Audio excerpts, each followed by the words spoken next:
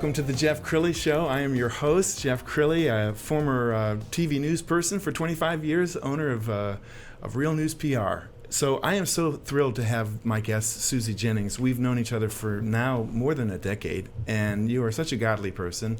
I think it's a God thing that you're in this studio because a mutual friend brought us back together. But for those who don't know what Operation Care is all about, would you share that with us? Sure.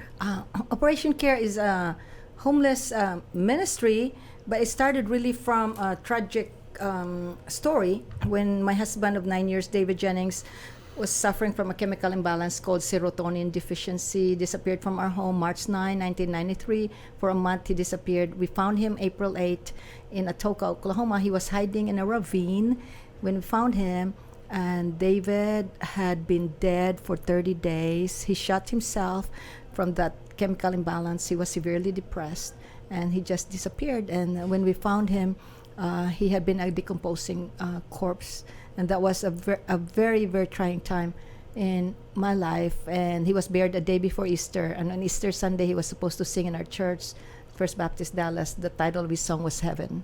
Wow. And the pastor was saying, now he's singing his song with the Lord because David accepted Jesus when he was a little boy. So I believe with all my heart, the illness killed him, but his spirit went to be with Jesus because he was saved. Wow. Now, how did that lead to your work with the homeless? Well, after David was buried, 3 months later, I had a car accident. I became disabled. And then 2 months after that, when I started walking, my next door neighbor, 30 feet from me, shot his heart, committed suicide as well. And that really, I questioned God. I got mad at God at that time. And I questioned him why. And then that same night, September 7, 1993, God gave me a dream. In the dream, I was knocking at my neighbors' doors, telling them about Jesus.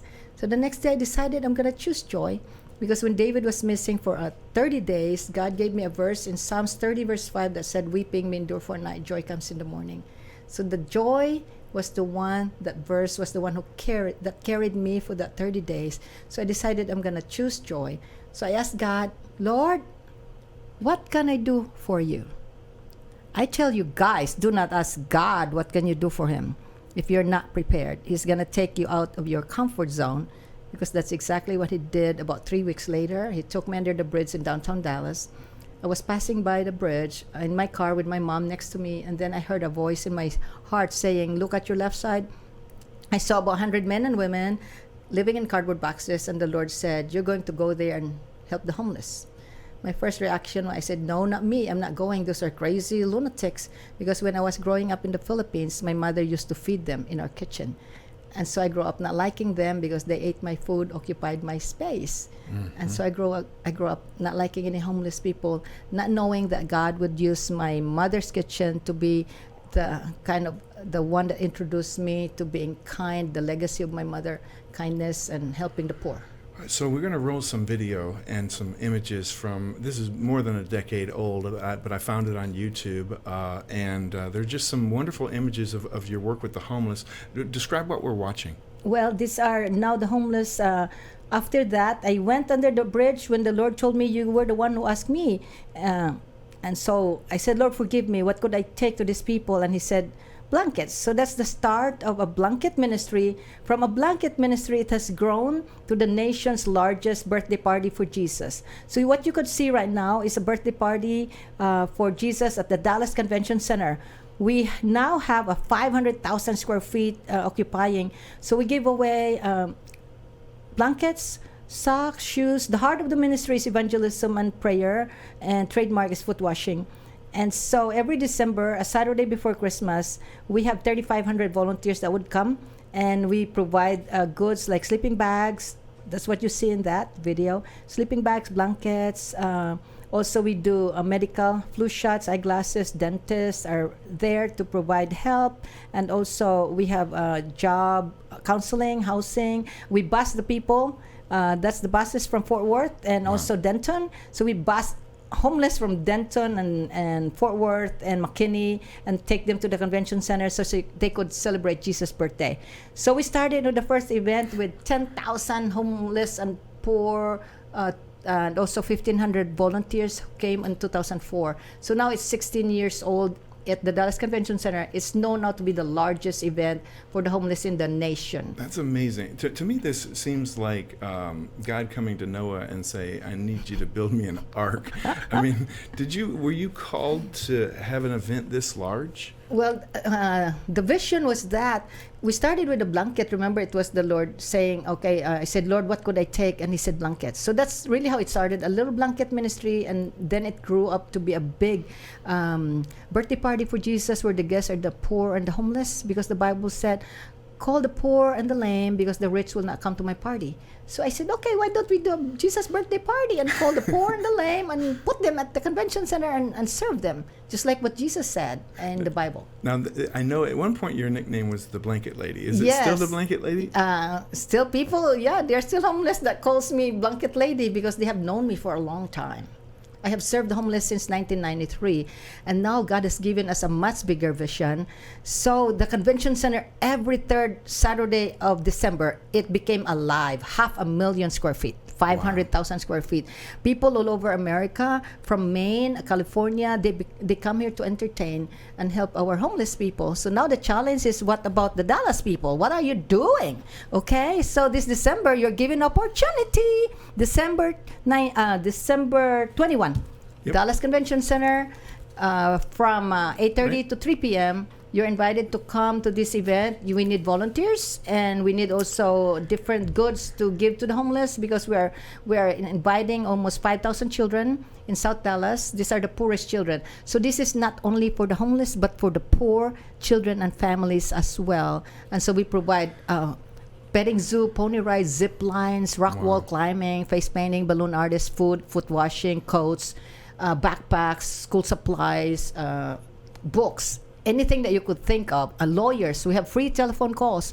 So if you call, if the homeless calls a family, and if they get reunited, we take them to the bus and pay $200 and send them home, so they are not homeless anymore. And we have incredible stories of a lady with 3 children, 2 years old, 7 and 9, live under the bridge, came to me after the event. She said, could you please send me home to New York? So we sent her home, and now she's not homeless. She doesn't live under the bridge anymore. She used to tie her children at night with a bandana in her waistline, so they could not be separated from her.